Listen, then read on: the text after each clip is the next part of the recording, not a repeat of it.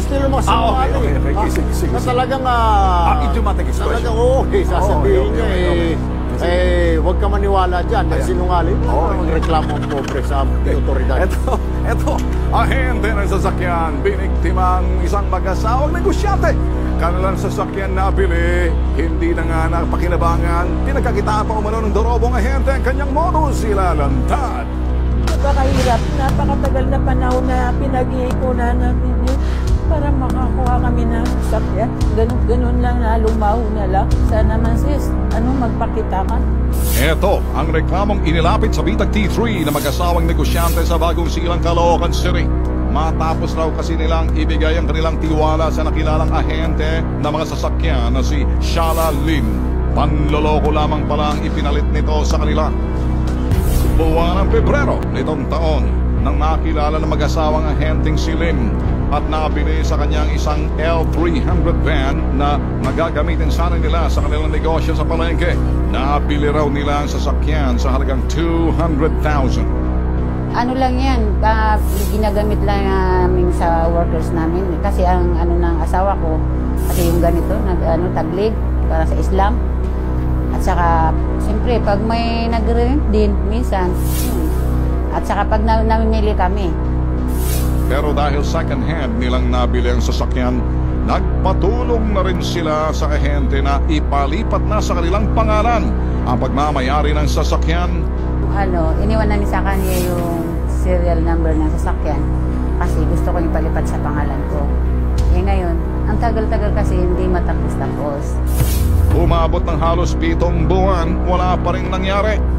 Kaya naman hinikayat daw sila ni Lim na ibenta na lamang ang van at bumili na ulit ng bagong sasakyan. Sabi niya, bakit hindi na lang kaya ibenta? Ibenta natin ng 250,000 para maka-upgrade kayo. Ipinaubay naman nila kay Lim ang pagbebenta ng kanilang sasakyan. Tapos yung pagbibenta ng L300, hindi talaga namin nakita. Ang sinabi lang niya sa amin, na ibenta na. Sabi ko, sis, paano mo nabenta na? Nasa amin yung mga papeles niya. Nang hanapin na raw nila ang perang pinagbentahan ng sasakyan, puro alibay at puro palusot na raw ang narinig nila kay Lim. Sabi niya na nabayaran na eh. Ang sabi niya po, nandun sa chiki. Sabi niya, huwag kang mag-alala sis kasi sabi niya, huwag kang mag-alala na sa bangko. Dahil sa pangungulit na mag-asawa sa pinagbentahan upang may magamit silang pampuhunan sa negosyo nitong Kapaskuhan, isang cheque ang ibinigay sa kanila ni Lim. Pinahiram muna rin sila ng isang sasakyan na mas mababa sa halagang kaysa una nilang binili. Lalo lamang ito nagdulot ng problema. Wala namang kasi na-close daw. Eh sabi nila dun sa na-close account daw yung sila niya. Wala daw lang Matapos makapag-issue ng talbog na cheque, hindi na raw nagpakita ang dorobo.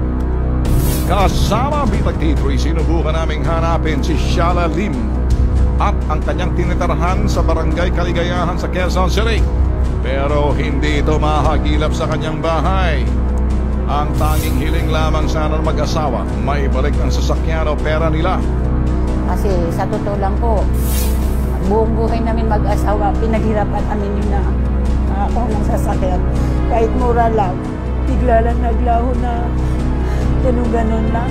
Pinaghirapan namin yun. Dugot pawis ang punan namin.